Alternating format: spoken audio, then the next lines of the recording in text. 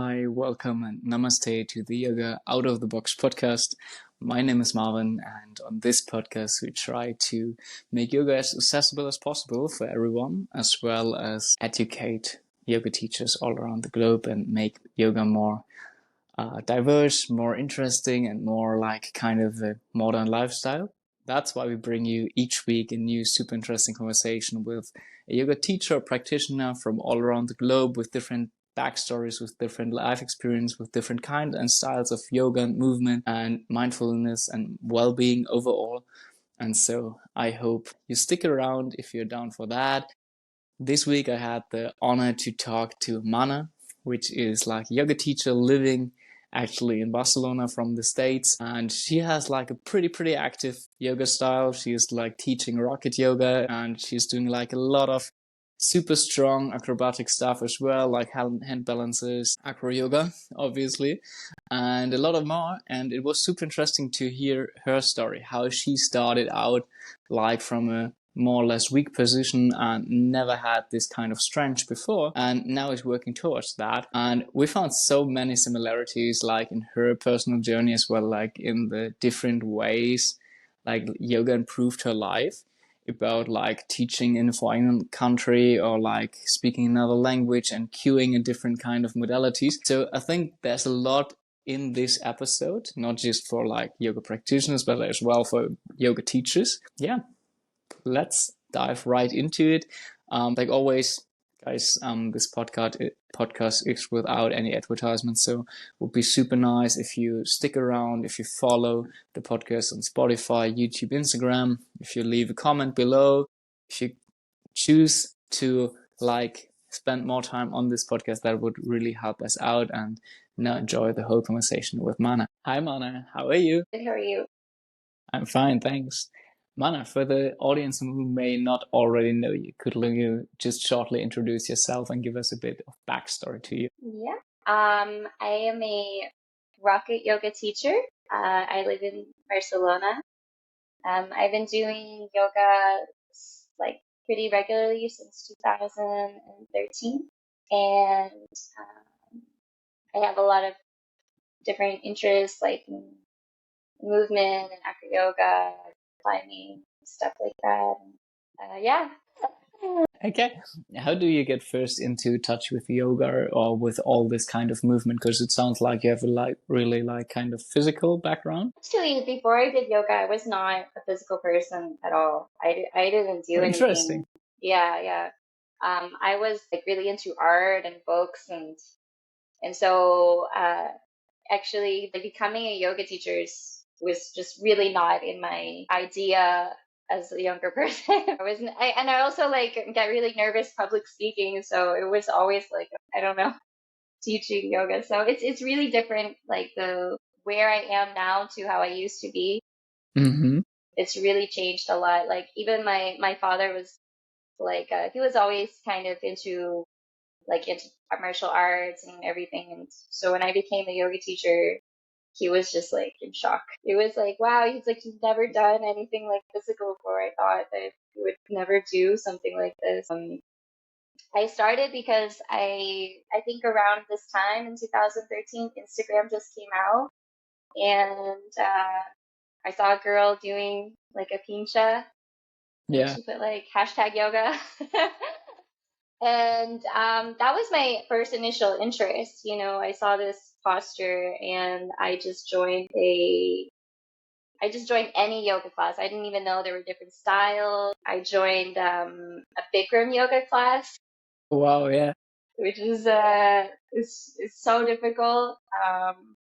I was going once a week for like a couple of months, and I was just realizing after 2 months, I'm like, I'm never going to learn this thing. I'm never going to learn this thing. So I was talking to my sister. She was already doing yoga. She was always been a more athletic person than me, and she told me to join her yoga class, and it turned out to be a rocket yoga class.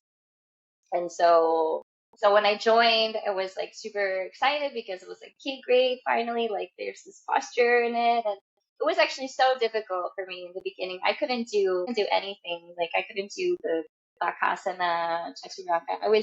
I'm very naturally like skinny, and I grew up like like a weak person like my whole life. So Mm-hmm. the yoga practice in general completely transformed the way that I am, you know. So um, Wow. Yeah, it seems like you turned like 180 degrees from that point. But it's super interesting if you ask people how they get first into yoga, you know. You have a lot of like different approaches. Sometimes people come from like the kind of they have pain, or they have like they come from a more spiritual space, or sometimes they're even like already super sporty from before. But having yeah, like nothing like this before and getting hooked into like one pose, I really can feel that. yeah, no, it was, yeah, like I think I mean, I took an astrology course a few years ago. They always kind of like analyze how your elements that you are born with and everything. And I have all of these air elements. I have a lot of air elements, and I have water, and what I have like, what I don't have so much is the fire element, you know, so I have this like imbalance. And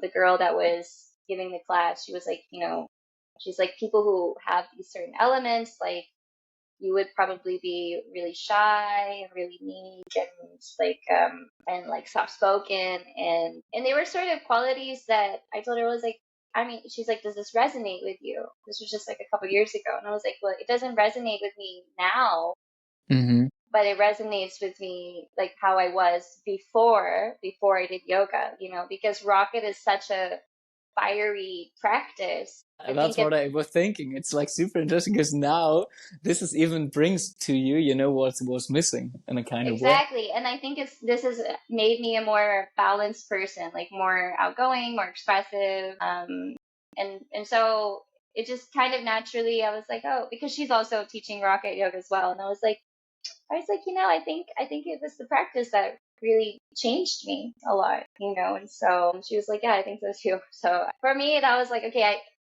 with that, I'm like, okay, I think I'm on the right path. Yeah, for sure. Yeah. But it's interesting that, you know, after like I mean 2013, that's like really long time ago. That's even like a decade of now practicing yoga, or at least like being interested in yoga. I mean, it's amazing to see how far you can come with this compound effect if you're really like sticking to something, or you get really hooked on one thing, and how it can change your life and transform that, right?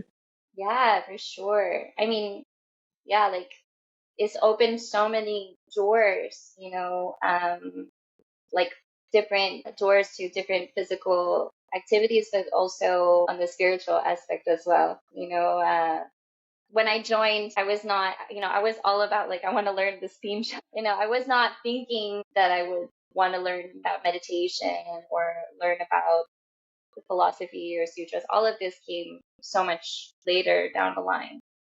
Yeah, but I think even this is like something maybe a lot of people now can relate, because I hope there's people, this podcast is mostly listened by people who are already started doing yoga or get like into touch with yoga and maybe are beginner yoga teachers or anything. And I think it can be like super, let's say it's like a super broad topic, right? There's so much more to yoga. If you open this door first time, and it can be super overwhelming, even the spiritual aspect and this kind of meditation and getting into touch with yourself, it can be like super, for some people, like kind of woo woo.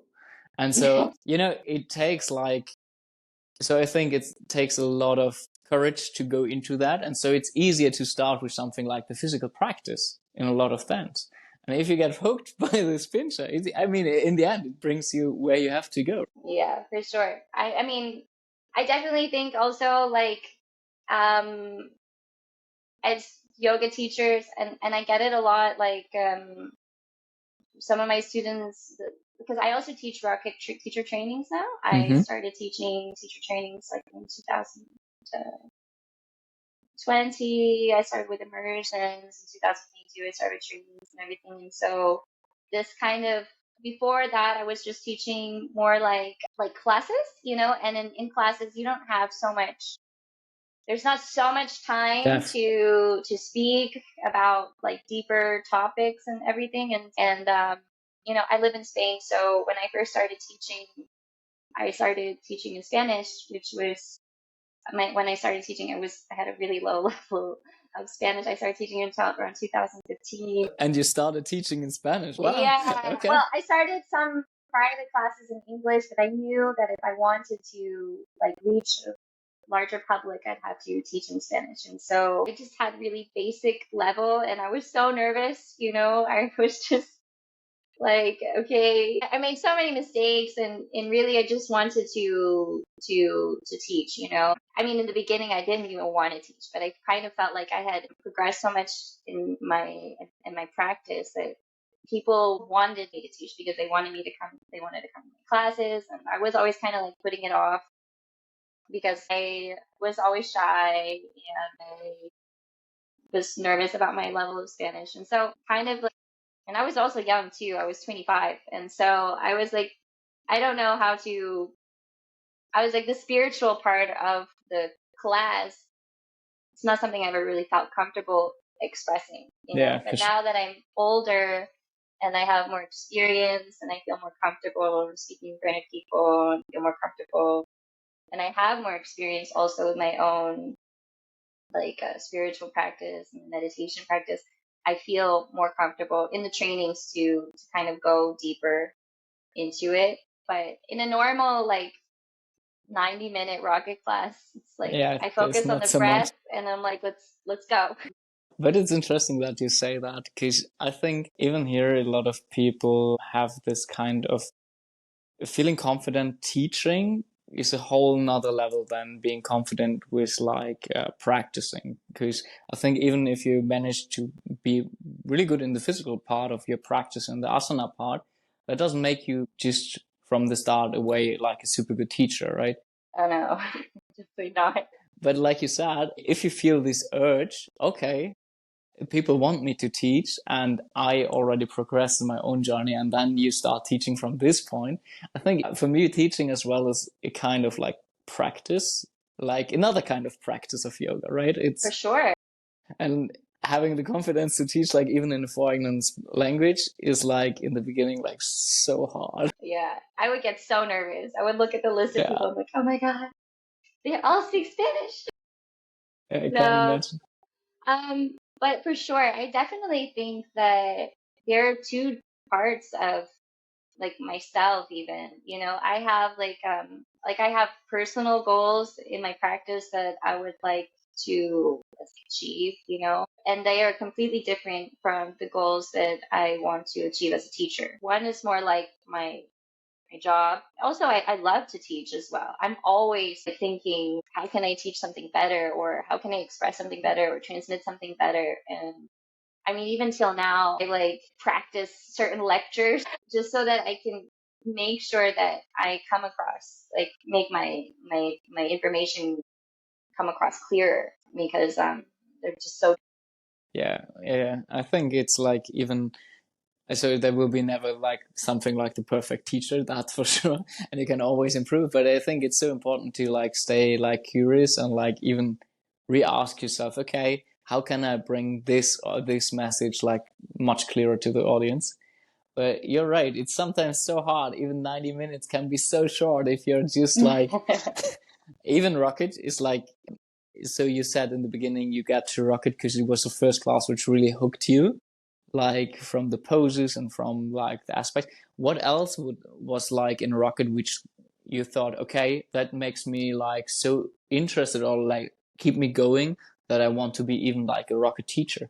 Because it's really Yeah, there's the whole transformation, like I said, like when I started, I couldn't do any of the part, like I couldn't do any of these arm balances or anything. And once I started to be able to do them, this gave me like I was really amazed with myself, and I was really like, wow, gaining a lot of confidence, and more like it was, I was like, wow, I've never been able to do these things. And I just got really curious and like, I wonder what other things I'm capable of, like, what are the other possibilities that I could do, because I've always kind of categorized myself as a person who can't do these things, like a handstand or I've always like, no, I'm like, I like books and I like painting, like I was always like not considering myself to be this kind of profile. So the fact that I could start to do these things, and then it was actually coming. Now that I am a teacher, I realized how fast I picked up on the practice, because when people would tell me, or teachers would be like, oh, you're learning really fast, like my first teachers were like, oh my god, like you should really become a teacher one day. And this was just after a few months, and I was like working in an office, and I was like, I'm not going to become a teacher. Complete different life back then. Yeah, I was like, how much do yoga teachers earn? Oh no. I was like, I was in a totally different stage. But it when I decided to, because I moved to Spain in 2014, and I did came for a master's, and in the beginning of the master's, I had an idea. I'm going to do this master's, and I'm going to go back to the U.S. where I was living, and I'm going to get a job in what I studied. And I mean, it didn't take very long to realize I wanted to live in Spain forever. I wanted to live longer. Yeah, it took about like 3 months, What and I was it? decided, I mean, Barcelona is just great. The city, I think it's more the mentality of the people. They enjoy life more, and I Yeah, realized like definitely. everything is not all about working and making money. It's more about So life. Yeah. yeah. So when I decided to stay, I had to earn money somehow, and this just seemed like, I was going to so many yoga classes, and my teachers were all just like, "Oh my God, you should teach yoga." And I was like, "Okay." I went to India. I did a 200-hour teacher training, and I was like, "Okay, okay, now I'm ready." Now I'm ready to. I think everybody was on that point, right? Yeah, but it was more like and I still feel this now, and that's why, like, after so many years, I feel so good about teaching, because not that there's like an expectation of people of me or something, but it's just really natural that even if I don't teach, when people would meet me, they will come and ask me questions on how to do stuff. And so I noticed, I'm like, okay, I'm already like getting Explaining a lot. asked, explaining a lot of things at the park for free. Let's just go for it. Let's try it out.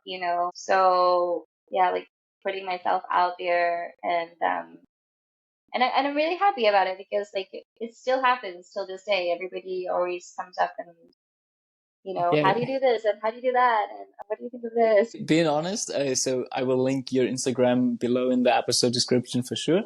So if people want to check out or want to get to know you more, but I stumbled across like your profile, and yeah, so you're doing like amazing stuff in the physical world for that's for sure.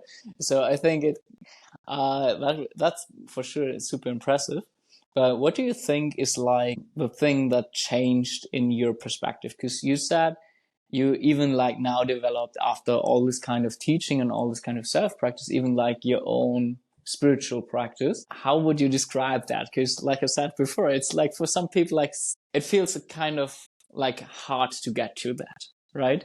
And so it's like interesting to see, okay, for somebody who comes from the physical part in the first place, it's not like the supernatural thing to go to the spiritual part. So how did you find more depth in your practice? Yeah, and I think like the special thing about a yoga practice is, even if it's like a physical practice, it's not fitness. There's certain elements of the practice that, like the breath and the bandhas and all of those things, and kind of gives you this, like, I started becoming more aware, I would say. I started becoming like a lot more aware of my breath, and I started to notice that if I breathe a certain way, that I would be able to feel different. I would be able to do certain postures in a certain way if I would breathe in a certain moment, or if I would, or something that would be really difficult, um, let's say a back bend or something. Once I would be able to apply my breath, I would be able to be more comfortable. And so I started noticing these changes, as I would go really into the more physically deeper practice. But I would say that all of that was like, I was really into that before. I started with Rocket for a few years, and then I switched over to Ashtanga. I became like this, like, really into Mysore, Ashtanga, waking up every day, like doing yoga. I was practicing already in like third series, and I remember my mom asking me, or she was like, "Oh, I heard people who practice third series are like close to enlightenment." She's like, do you feel close to enlightenment? And I was like, no, I don't. And so, and I'll still say something kind of personal. Around like in 2019, my father passed away all of a sudden. He wasn't sick or anything. It just sort of like happened when I was visiting him. And this is when I was really into practicing Ashtanga. I was so attached to this practice. And because it was a shock to me, and it was like the first time I was experiencing grief, which is a really, really strong emotion, I realized that I was like, all of this yoga that I'm doing, why is it not helping me like right now?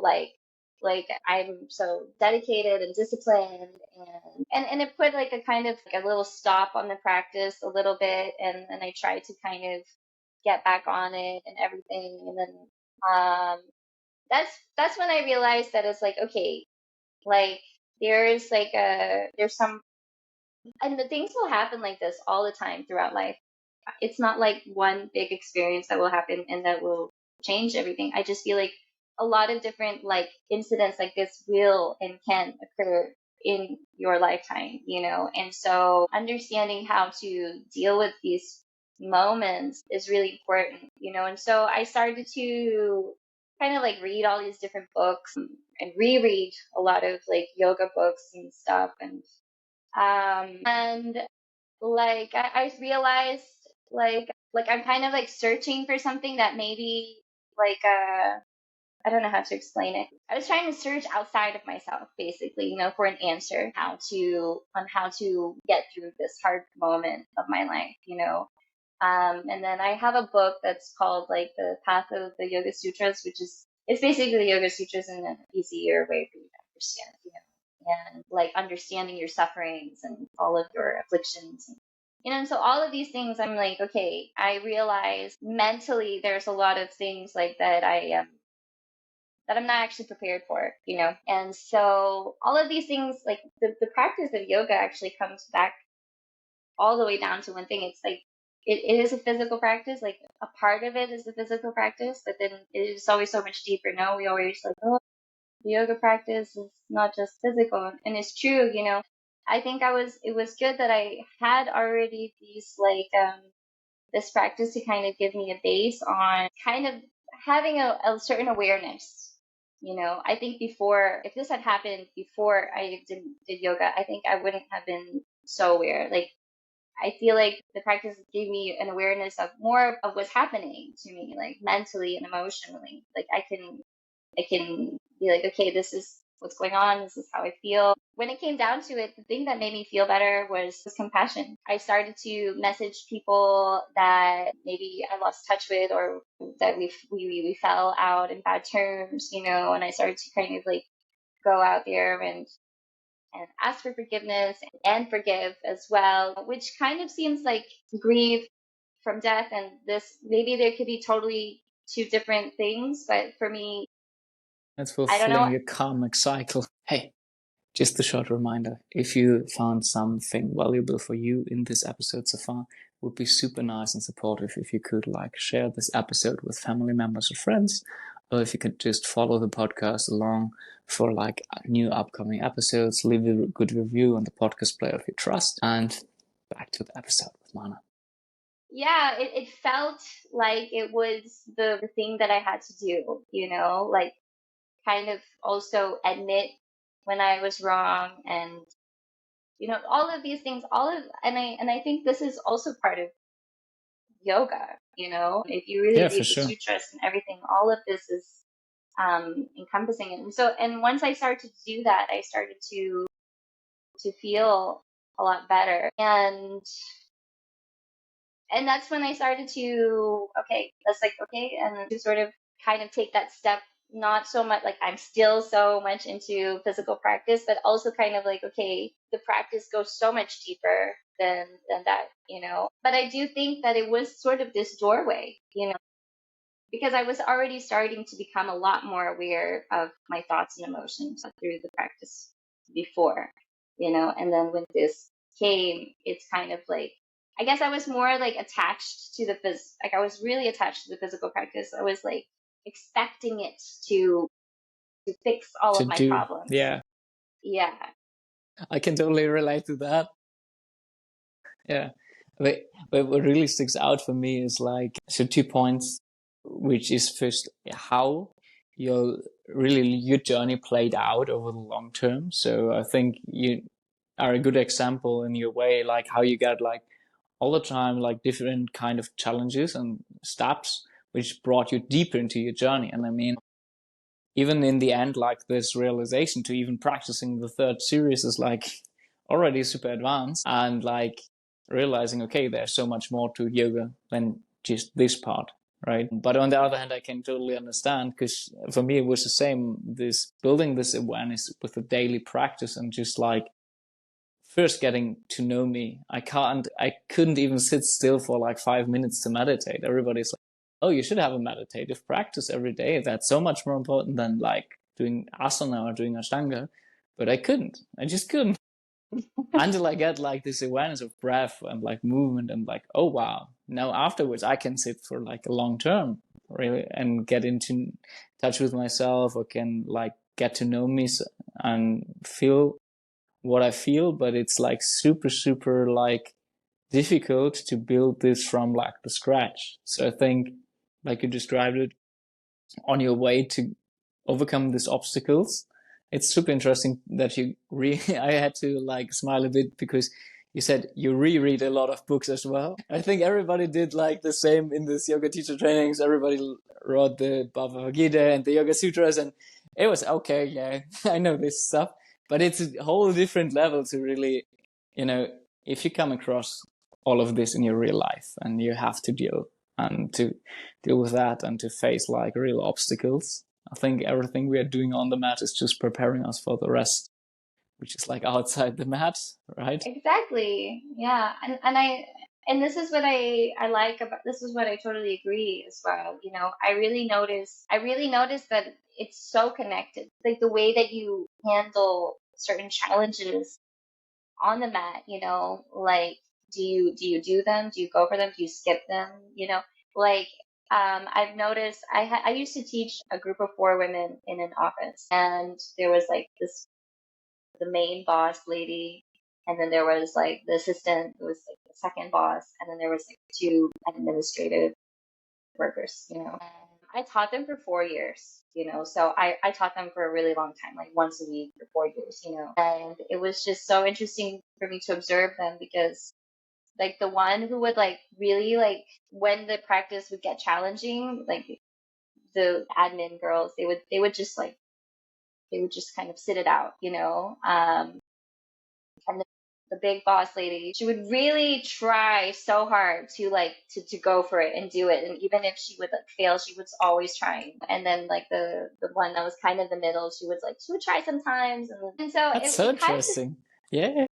you know. And so that for me, I was like, wow, like these four women is like kind of how they are in their status in their job.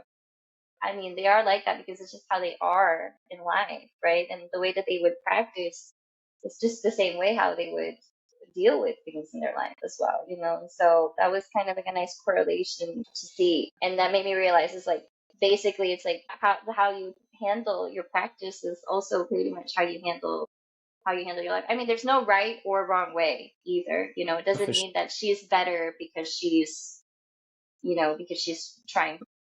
Yeah, but no, that absolutely makes sense to me. I think even so, like you said, it's not like about judging any kind. It's the same like judging different styles of yoga itself. There's no right or wrong. In the end, yoga is a kind of toolbox, and you can choose whatever like really suits you in the moment and you can use. But it's like interesting to see everything is so correlated to each other. And like you said before, even like if you have certain kind of emotions and certain kind of obstacles facing, you will definitely have to like make a balance on the other hand with other stuff, and you have to come back to that. And I see this even when I'm teaching, that a lot of people maybe thinking they can't do a thing before they try to do it, or before they are getting into the space, they won't be able if they are not like just doing it, just breathing through it, just like okay, you're capable of so much more, and giving the people such a kind of glimpse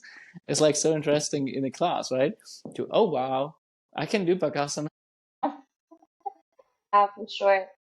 I mean, I think that's the part that I like most about teaching, sort of just like help, because I could, after teaching for so long, you can see the same like Patterns things, and patterns that people. people do, you know, and then it's like you show them how to do it and they're like, oh my God, you know, and and they are amazed with themselves, and I love that, because it's like, yes, like you can do whatever it is that you want, you know, and I think that's the nice part.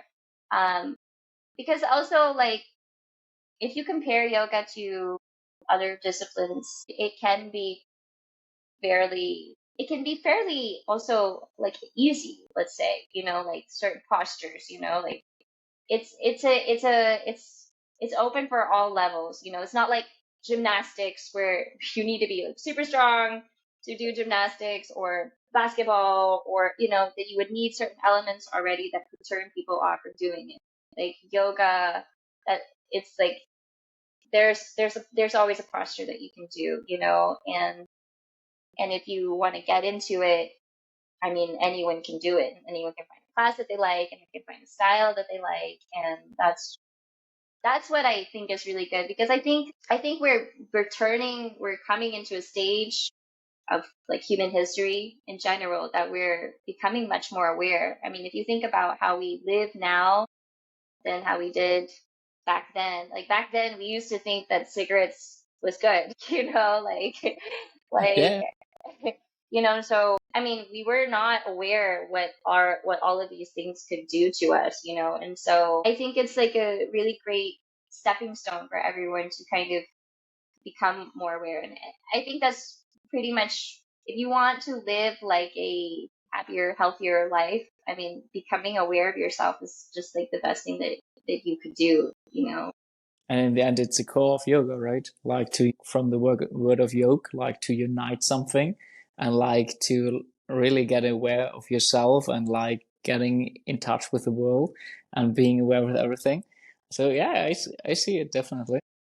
Yeah, for sure. There's so many layers of of life and of the practice, and I feel like there's so many layers, like especially when like it's so common, like we're healing ourselves now, you know, like of our like Actually, a fun story about that. It was Mhm. so I started this podcast already like 1 year ago, just in German, like my mother tongue.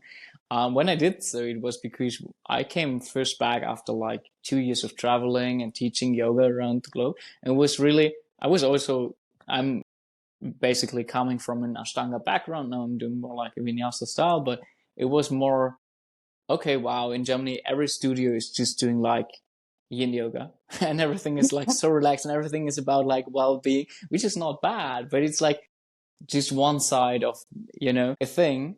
And I was like, okay, we have to show that there are more kind of boxes than just this one.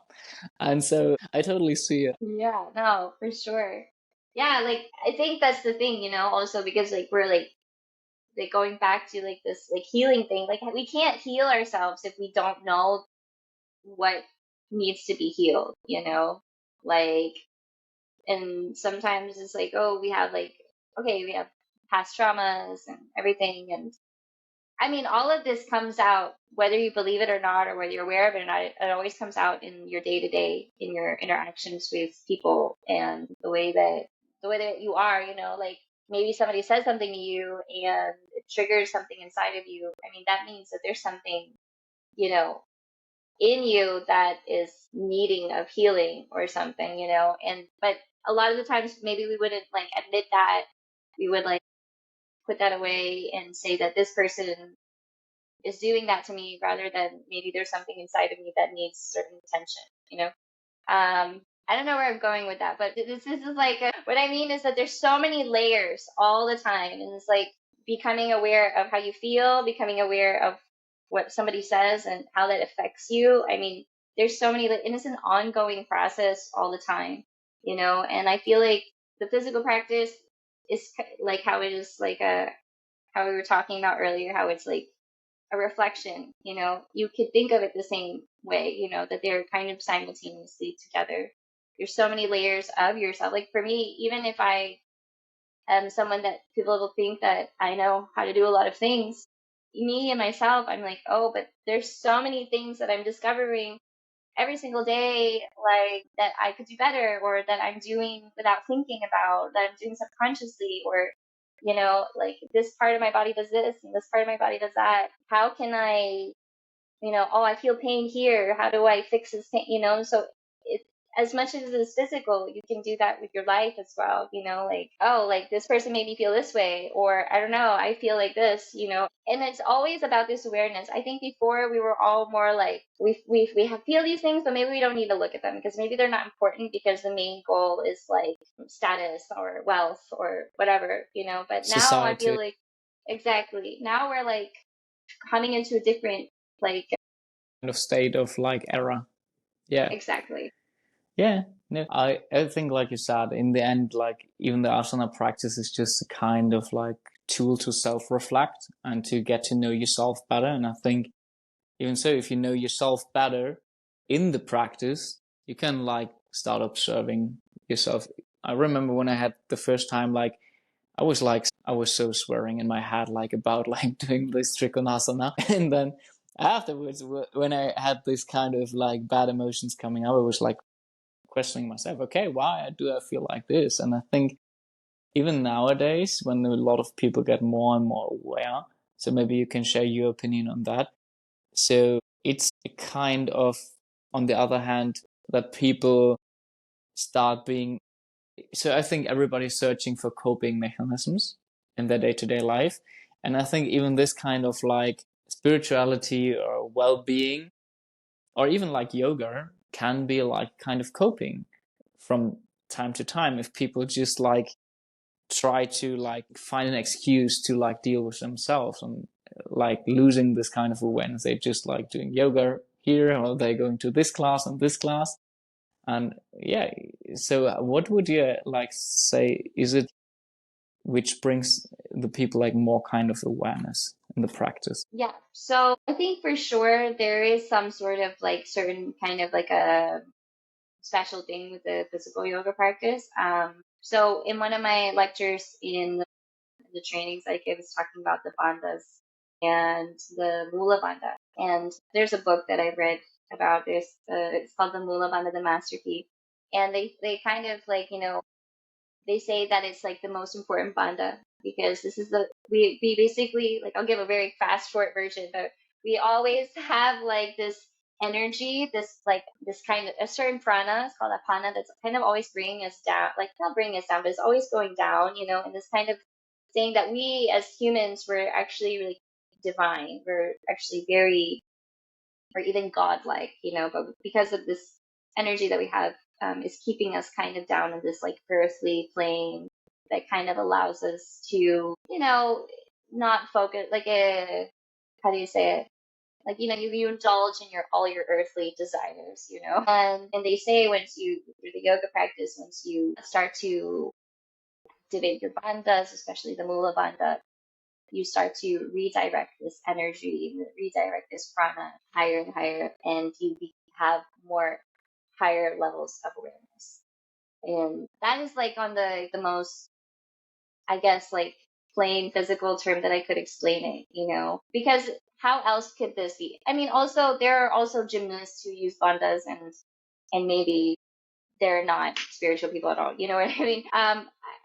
It's through the practice, through this way, the more that you can have this ability on how to control parts of yourself, parts of your body with your breath. I mean, all of this, like the breath is such a huge, huge thing. You take a deep and you can instantly feel different, And I think a lot of people, it would take a long time for you to actually really to master the breath, I have a lot of students that I'm like, I come up to them and I'm like, I don't hear you breathing, and they're like, oh yeah, it's silent. I'm like, but this is not the way to, like, there's a certain way to breathe, in for this practice and everything. And I think once you can really tap into these kinds of methods, that you can really feel very different mentally and emotionally. And adding all that stuff up, you know, gives you more awareness. And I really think that's pretty much what the spiritual practice is, you know, like it's becoming aware of your thoughts and emotions. And like I feel like it's so easy to say, but it's like when I hear myself, it's like, yeah, it makes like it sounds so cliche and so easy to say, you know, but I really think that it's like the key to just living a better life, you know, living happier, like being a better because when you're more aware of how you feel and how you are and how your emotions are, you become a better, you show up as a better person, like in society, as a family member, as a friend, you know, you become more compassionate and understanding, you know, all of these are just like side of like byproducts of the practice. Yeah. So, I mean, you know, maybe it sounds cliche for some people, but in the end, like, you know, there's always this like core of truth in it. And it's like, in the end, what the practice is about in the end. So, or like you said before, I think even we come from a kind of society which was a lot more about like ego focused, like about themselves and about like your status, your what you want to achieve. And I think we realized that that is not making us happy at all in the long run, or like making us like even maybe livable on this planet for a long run. And so we get changing to more like a eco perspective where we are like living together and like being just a part of like nature and with other societies and people around us. And so I think it's like super interesting to refocus on your practice and think, first of all, how can I be like aware of myself to be in service for others? This is like for me like a super gold nugget. I think Yeah, people can take out of. for sure. Yeah, I mean, also like, you know, we can't, like how you were saying, like we can't sit and like meditation. I find, especially now lately, like I find meditation to be a really helpful tool for me to understand myself. And I wouldn't be able to meditate if I did not feel good in my body. I mean, like I don't know. I mean, I'm sure you've seen like beginner practitioners try to meditate, you know, and they're like, and then they, you know, like their back is tight and they're like their knees are high because their hips are, you know, and you wouldn't be able Mm-hmm. to sit down and focus on something for a long period of time when your body is so lacking of awareness of that physicality, you know. And so that's why I think it's like they go hand in hand, you know. And yeah, like I also couldn't meditate before either, you know, like it was so difficult for me until yeah, until you can get into it, you know, until you're exposed to it through the I miss the English word for that, but in Germany there's a word for such a thing, you know, if you're searching for gold in the old days, and your body is kind of that. I have sometimes the feeling because in the beginning I can't even sit like, and I see this in a lot of students, you can't really sit, or you, even your hips are too tight, you can't even sit like cross-legged. And it can be, you know, it affects everything. And when we break down the practice and the asana, which means like the seat, so we want to prepare our body to seat for a long time, we see, even I feel a lot of asanas gets easier and easier when I just like solve other kind of problems, or I transfer like my real life situations into the practice, you know. And then, oh wow, now it's just like, you know, it just works. Now I got like really deep into that. All this builds up and brings us a bit more like of being sitting still, finding awareness, finding this moment for ourselves and like our day to day. yeah, for sure. Yeah. I mean, also like I and I'm such a paradox sometimes because I'm like, yeah, like we do the physical practice so we can meditate and everything, but don't only do that. You know, like I in the later years I've also realized that it's like doing strength training and doing you know doing actually like going to the gym more often has made me feel also better in my body because in the end, I mean, I'm not like a monk living in the mountain meditating all day long, you know. I'm like a modern human that likes to do stuff, you know, I like to walk and hike and climb and all of this like as well, because a lot of people always ask me, they're like, do you only do yoga to be strong? And I'm like, well, in the beginning I only did it, but lately I'm doing other things, and I think this is also kind of, it's also nice as well, like to kind of balance things out, like not make everything so narrow, like kind of, I think it's always a nice thing to kind of always ask yourself, like, what are the things that you want to experience in life, and be open to allowing yourself to become this, to kind of become a certain way, to so that you can to experience certain things, and so like I always try to tell my students to, like, okay, you can do yoga and you can like do all this stuff and meditate and everything, and it's great, but also, like, I mean, also do also what your body needs as well, what I mean, like, whether it's like more flexibility or more strength or something, because I'm gonna have this kind of certain body that I could gain flexibility pretty easily, but I don't gain strength very easily. So a lot of what I do lately is like focusing more on becoming strong, but also because I want to bike and I want to hike and I want to like, and so also just remembering that we're like here in the now, in the present as well, is also really important. I was talking to a friend about her experience when she's in Bali, because I've never been to Bali, and I always get mixed reviews on what people say about Bali, and she's just like, everybody is so concerned about their past lives in Bali. Haven't heard like a better description of Bali people like in a long time. Yeah, makes sense. And she's like, what about this life? And I'm like, yeah, I get it. Like we can get like, To be here. Yeah. yeah. I mean, even this is like a kind of awareness. And I think it comes down to what we said before. Even if you make yoga your dogma and you're like coping of like real life, you're just like, so the real practice of yoga is not that you are waking up every morning at 5 a.m. and doing your series. It's more about like dealing with the life situation you're in right now and being like aware, okay, none of us is a monk like living just the whole day in a cave, right? So you have to face your job, you have to face your family, your friends, and all these other situations around. So I think it's like super good to remember people that even beginner yoga teachers who think, oh, maybe I have to become more spiritual, I have to become more like this perfect teacher and do all of, no, it's like about being a real human. Like I think from this point, like how you explained it, you can share a lot more like usable advice for your students and give them like a kind of authenticity, which is sometimes I see like missing in like this.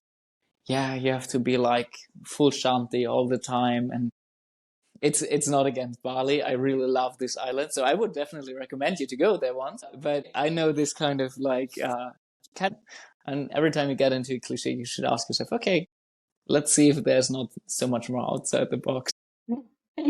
Yeah, yeah, exactly, for sure. Mana, that was a super, super nice conversation. Thank you so much for that insight. If people now would like to get to know more about you and the stuff you're doing, maybe the teacher training you're offering, how can they get in touch with you? Yeah. I mean, I'm best reachable through my Instagram pretty much. True. I have a website that is like always messing up, and so yeah, through my Instagram, mana_yoga is the best way to contact me. I teach online classes, handstand classes, like teacher training. Yeah, I will link so all of this below in the episode description. So if anybody wants to check Mahala out, just feel free. All right. thank you so much for having me. It's been really nice. You're easy to talk to. It was a pleasure for sure. So hope to talk to you soon. All right. Bye. And we are out again. Thank you so much for hanging around until the end. Like always, I hope you enjoyed the conversation the same way I did. And I hope you found some value in there for you. If you did so, just feel free to share below the episode. If you want to get to know more about Mana or about myself, just check out the links below in the podcast description and make sure to follow the podcast along. And I would say next week, another conversation.